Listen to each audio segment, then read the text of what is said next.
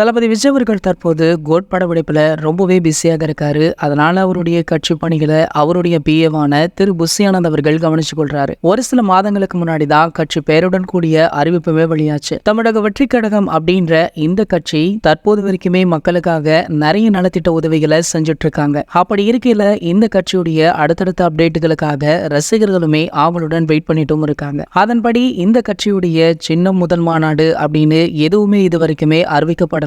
கட்சி ஆரம்பிச்சு பல மாதங்கள் ஆனாலுமே தளபதி விஜய் அவர்கள் இது வரைக்குமே ஒரு பிரஸ் மீட் அல்லது மாநாடுன்னு எந்த ஒரு விஷயமுமே நடத்தல. காரணம் என்ன அப்படின்னு பாத்தீங்கன்னா, அவருடைய கோட் படத்தை முடித்த உடனேயே இதற்கான வேலைகள்ல இறங்குமே இருக்காரா. தற்போது கோட் படத்துடைய இறுதிக்கட்ட வேலைகள் தான் போயிட்டு இருக்கு. சோ இது முடிந்த உடனேயே இதற்கான அறிவிப்புகள் வெளியாகும் அப்படின்ற மாதிரி நம்பக தகுந்த வட்டாரங்கள்ல இருந்து தகவலுமே கிடைச்சிருக்கு. அதன்படி பாத்தீங்கன்னா, தளபதி விஜய் அவர்களுடைய பிறந்தநாளை தான் குறி வச்சிருக்காங்களாம். அன்றைய தினத்துல தான் தமிழக வெற்றி கழகத்துடைய சின்னம் மற்றும் முதல் மாநாடு மிக பிரம்மாண்டமாகவும் நடக்க இருக்கா. சோ இதற்கான பணிகள் ஒரு பக்கம் போயிட்டு இருக்கு. கூடிய விரைவிலேயே அடுத்தடுத்த அப்டேட்டுகளுமே வெளியாக இருக்கு. இது போன்ற தளபதியை பற்றி வெளியாகும் அனைத்து செய்திகளுமே நீங்கள் உடனே தெரிஞ்சுக்க நம்மளுடைய சேனலை சப்ஸ்கிரைப் பண்ணிக்கோங்க. பக்கத்தில் உள்ள பெல் ஐகானை மறக்காம கிளிக் பண்ணுங்க.